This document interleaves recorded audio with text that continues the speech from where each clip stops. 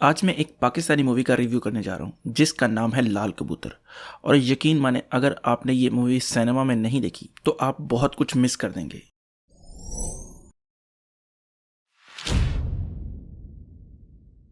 ये story basically एक लड़के की है जिसका नाम है अदील, जिसको प्ले कर रहे हैं अली अकबर, जो कि गरीब है, उबर टाइप कोई टैक्सी चलाता है और वो दुबई जाना चाहता है। इसके अलावा उसके दो दोस्त हैं, वो उनके साथ मिलकर हल्की फुल्की चोरियों के प्लान बनाता है ताकि पैसे इकट्ठे हों और वो दुबई जा सके। यानी कि काफी जो पाकिस्तानियों का ख्वाब होता है ना, दुबई जाएंगे तो अमीर हो जाएंगे, वो वाला उस बंदे का ख्वाब है। और वो उसको करने के लिए मेहनत नहीं करना चाहता, क्योंकि मेहनत करेगा तो बहुत साल लग जाएंगे उसे पैसे इकट्ठा करने में, तो वो शॉर्टकट ढूंढना चाहता है। तो इस पूरे सिलसिले को ना डायरेक्टर ने बड़ी खूबसूरती से पेश किया है और कराची के असली हालात जो है हमें दिखाए हैं। हम जानते हैं कि कराची के जो हालात थे वो कुछ साल पहले बहुत ही ज़्यादा बुरे हो चुके थे। बुरे से मुराद ये नहीं कि बहुत ही ज़्यादा बुरे, मतलब जो है मोबाइल स्नैचिंग वगैरह उसकी बात कर रहा हूँ मैं। तो वो क्या करता था कि अपनी गाड़ी में कोई मुसाफिर को बिठाया तो रोड पर जाते हुए कुछ लोग आते थे जो उससे मोबाइल और जो पीछे मुसाफिर बैठा है उससे चीज़ें छीन कर ले जाते थे।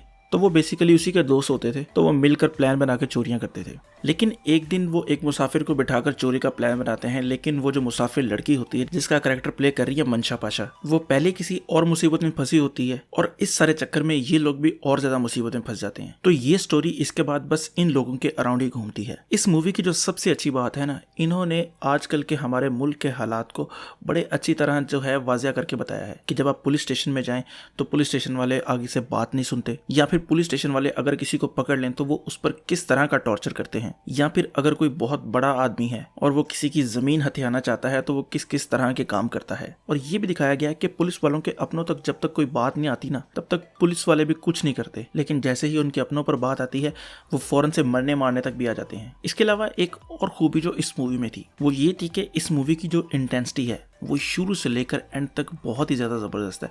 यानी वो आपको सीट के एज पर रखेगी और आप सोचेंगे कि अब आगे क्या होगा। इसके अलावा जो मूवी है वो सिनेमैटिकली काफ़ी अच्छी थी, लेकिन कुछ कुछ पॉइंट पर कैमरा वर्क मुझे पर्सनली इतना ज़्यादा पसंद नहीं आया। एक दो पॉइंट पर ऐसे लगा जैसे यार क्राइम पेट्रोल की कोई एपिसोड देख रहा हूँ मैं। इसके अलावा इस मूवी की जो लेंथ है ना वो बहुत शॉर्ट है, यानी कि 90 से 100 मिनट के दरमियान उन्होंने मूवी एंड कर दी है। इसकी एक मेन रीज़न ये भी है कि इसमें उन्होंने 3-4 सॉन्ग नहीं डाले हुए, सिर्फ 2 गाने हैं और वो मूवी के साथ साथ ही चल रहे हैं। ऐसा नहीं है कि मूवी रुक गई है और हीरो हीरोइन गाना गा रहे हैं, ऐसा कुछ नहीं है। वो मूवी चल रही है, मूवी की इंटेंसिटी उसी तरह है और उसके दरमियान पीछे गाना आ रहा है।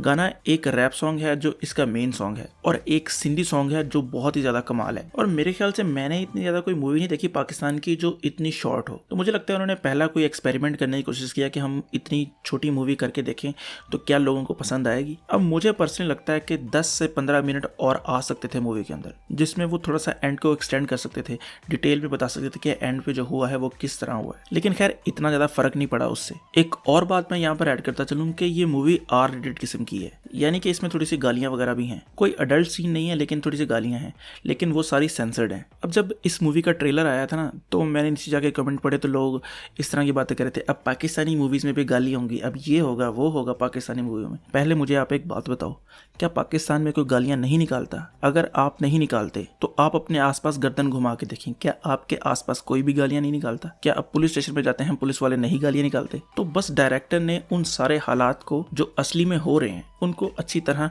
स्क्रीन पर लेकर आया है वो। इसके अलावा अगर मैं बात करूं एक्टिंग की, तो मुझे देखकर बड़ी खुशी हुई है कि हम जो है हुमायूं से जावेद शेख, हमजा लिबासी और मारवा हुसैन वगैरह इन सबको छोड़कर कोई नए चेहरों की तरफ जा रहे हैं और इन सारे लोगों ने बड़ी अच्छी एक्टिंग की है। स्पेशली एक लड़का था संदीप कुमार, वो मेरे ख्याल से सब इंस्पेक्टर था या हवालदार था, उसने बड़ी अच्छी एक्टिंग की है। और मंशा पाशा का जो सीन है जो एंड पर है जिसमें वो हॉस्पिटल में है, वो सीन भी बड़ा जबरदस्त था। बाकी कुछ एक्टर्स वो थे जिनको हम बहुत ज्यादा टीवी सीरीज में देख चुके हैं, तो उनको भी लिया गया था, वो काफी अच्छे एक्टर्स हैं और उन्होंने अपना काम भी बड़े अच्छे तरीके से किया है। तो ओवरऑल ये मूवी बहुत ही ज़्यादा अच्छी है, यानी इतनी अच्छी है कि आपको एक दफ़ा इसे सिनेमा में ज़रूर देखना चाहिए। अब कुछ लोग ऐसे भी होते हैं कि ना वो सिनेमा में जाके मूवी देखते हैं, ना अपने सिनेमा को सपोर्ट करते हैं, बल्कि उल्टा सिनेमा वालों को गालियाँ निकालते हैं कि ये अच्छी मूवीज़ नहीं बना रहे। तुम जाके देखोगे, सपोर्ट करोगे इस तरह की मूवी को, तो ही वो अच्छी मूवीज़ बनाएंगे दोबारा। तो मुँह उठा के घर में बैठ जाओगे, टोरेंट का इंतजार करोगे, तो ऐसे तो नहीं होगा ना, क्योंकि अभी हमारे सिनेमा को सपोर्ट की बहुत ज़्यादा ज़रूरत है। ऐसा नहीं है कि लोग खुद ब खुद ही चले आते हैं, उनको खींच खींच कर लाना पड़ता है। तो अगर आपके पास पैसे हैं तो आप जरूर जाकर इस मूवी को देखें। तो मैं इस मूवी को रेट करूंगा 8.5 आउट ऑफ 10। तो उम्मीद है आपको ये रिव्यू जरूर पसंद आया होगा। अगर आपको ये वीडियो पसंद आई है तो लाइक करें, कमेंट करें और सब्सक्राइब जरूर करें। तो खुश रहें, खुश रखें। अल्लाह हाफिज।